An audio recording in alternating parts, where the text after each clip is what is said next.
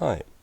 It's now possible to import and display UTM coordinates in both mWater and Solstice. In this video, we will cover how to actually import UTM coordinates both into sites and surveys. And we will also look at how you can display any coordinate information in mWater or Solstice as UTM in your maps and visualizations. The standard coordinate format in mWater is always latitude and longitude, and that is how the data is stored in the database. But with this import functionality, now the import can be in UTM, so that it gets translated into the database properly. If you haven't used UTM before, this is the basic structure. It points out a position from a grid by having a zone number, a hemisphere or row letter, an easting and a northing number. Our importer is quite lenient when it comes to the exact formatting of your UTM coordinate.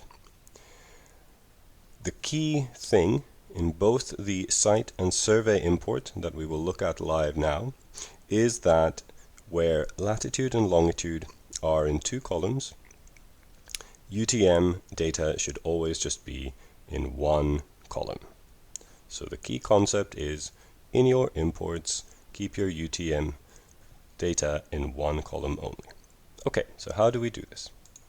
Let's say I have some site information that I want to import and it has coordinates in UTM.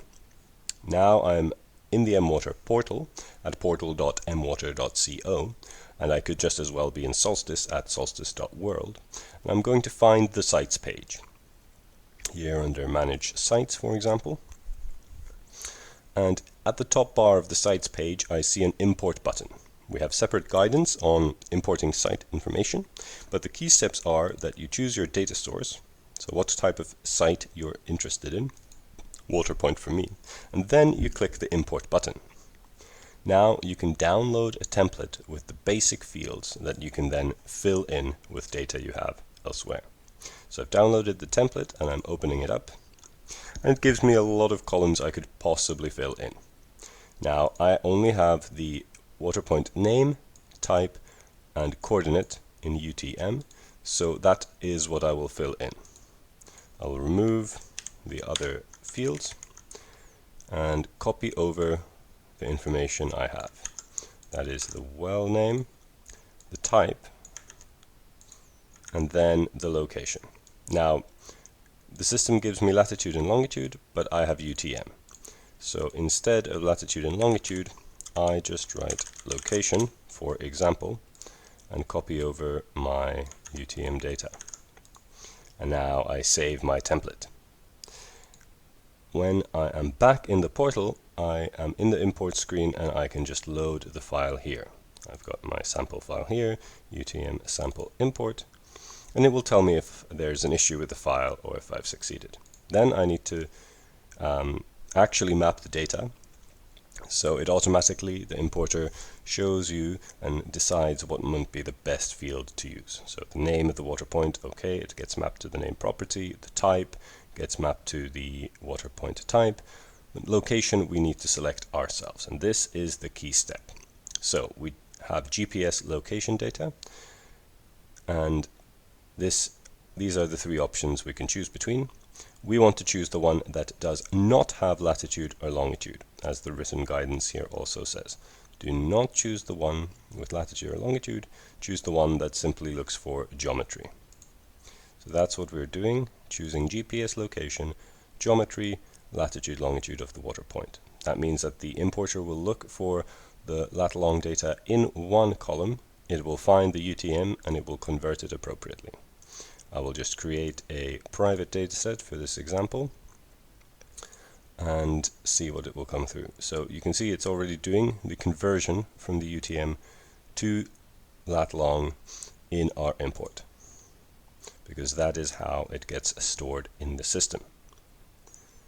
We have now done the import, and we can see, if we look at all the sites added by me today, that they have landed where they're supposed to in Uganda. Great, we will look at how to visualize these later, but I also want to cover how to do the import in a survey. So next, let's imagine we have household information. We have a survey with some questions at the household level, and we have a question that asks for location.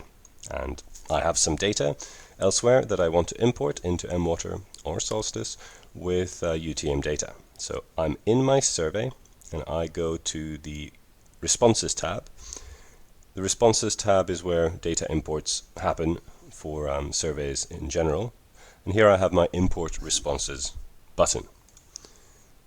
Now, the key thing I want to choose is this option for location questions to say that lat and long is in one column, or I'm importing UTM. And the logic is otherwise similar to the site import. I download a template. Let's say I filled in my template here with a bunch of data, and I've filled in the GPS field with my UTM data. Now I select a deployment, so I have to have a deployment active, and I choose to upload the data, survey import, and I import it there. So the key thing again was just having the UTM data in one field and making the selection appropriately. And now I see that the UTM data that I had imported is actually stored as detailed lat long data instead. So these are the simple steps to import UTM data as latitude and longitude. Now let's see how we can visualize this in our dashboards. So let's create a new dashboard. I've gone to the dashboard screen, for example, on the portal. And I'm going to create a table of the data I have. So I select my data source. Let's say that it is the water points we just added. So I filter down to water points added today and water points managed by me. So we don't visualize other things. And then we select the name of the water point and select the location.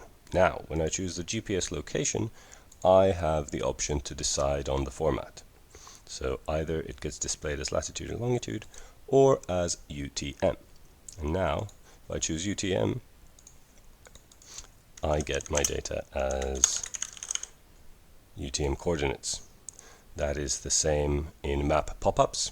So just to round this out, let's create a map where we take the water points created by me, and I create a custom pop-up which shows the water point name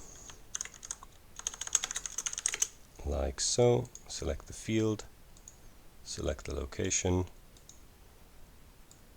sorry, not the location, the name, and then we select the location as lat long